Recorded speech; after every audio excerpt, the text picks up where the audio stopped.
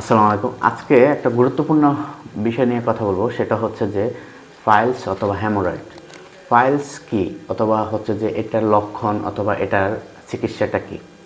এই যে আমার হাতে যে প্লে কার্ডটা দেখতে পাচ্ছেন, এটা হচ্ছে যে আমাদের যে মলদ্বার আছে অথবা পায়খানার রাস্তা রয়েছে, এই যে পায়খানার রাস্তা দিয়ে আপনার কিছু একটা ঝুলে আছে, অথবা যখন আমরা বাথরুম শেষ করি অথবা বাথরুম শেষ করার পর পরিষ্কার করার জন্য আমরা পানি যখন ইউজ করি, তখন আমাদের হাতে সাধারণত ছোট ছোট গোটা আকার মনে হয় যে কিছু একটা ঝুলে আছে, অথবা কিছু একটা পায়খানার শেষে আবার এটা ভিতরের দিকে চলে যাচ্ছে।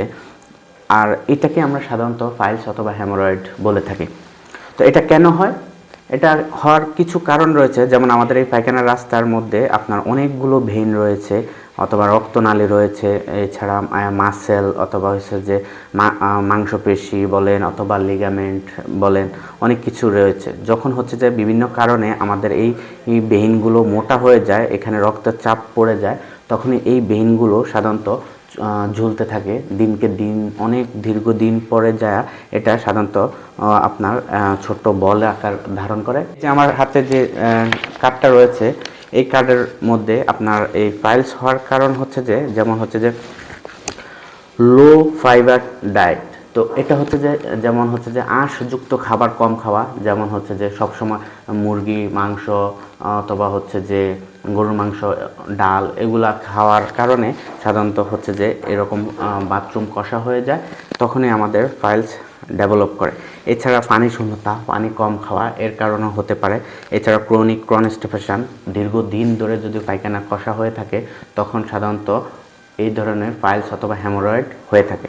এছাড়া রয়েছে দীর্ঘ সময় নিয়ে অনেকে ডিউটি করে অথবা কাজ করে, তখন তাদের এই ধরনের সমস্যা হতে পারে। এছাড়া অনেকে ভারী কাজ করে, যেমন মাটি কাটা অথবা মাথায় অনেক ভারী বোঝা বহন করে, তাদেরও এই ধরনের রোগ হতে পারে। এছাড়া রয়েছে ক্রনিক ডায়রিয়া, দীর্ঘদিন ধরে যদি ডায়রিয়া হয়ে থাকে, তাদেরও এই রোগ হতে পারে। এছাড়া রয়েছে সবচেয়ে বেশি কমন, সেটা হচ্ছে প্রেগনেন্সিতে এই পাইলস অথবা হচ্ছে যে হেমোরয়েড বেশি দেখা দেয়। এছাড়া বয়সের কারণে একটা সমস্যা হতে পারে। এছাড়া অতিরিক্ত ওজন যাদের, তাদের সাধারণত এই পাইলসটা খুবই কমন দেখা যায়। এই পাইলস হলে কি হয়? পাইলস হলে তখন আমরা সাধারণত হচ্ছে যে পায়খানার সাথে রক্ত যেতে পারে। এছাড়াও যখন আপনি বাথরুমে বসবেন, তখন মনে হবে যেন একটা মুরগি জবাই করলে যেরকম হচ্ছে তাজা রক্ত বের হয় পায়খানার রাস্তা দিয়ে, ওরকমই মনে হবে যে তাজা রক্ত বের হচ্ছে।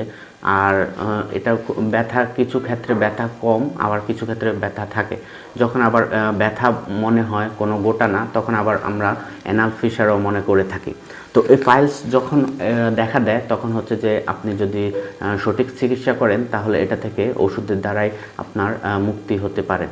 যেমন হচ্ছে যে কিছু মুখের মেডিসিন রয়েছে, কিছু ক্রিম রয়েছে, আবার কিছু উপদেশ রয়েছে, হিপ বাথ রয়েছে, কুসুম গরম পানিতে কিছু মেডিসিন দিয়ে ওখানে বসা, ডাক্তারের কিছু উপদেশ মেনে চললে এই রোগ থেকে খুব সহজে মুক্তি পেতে পারেন।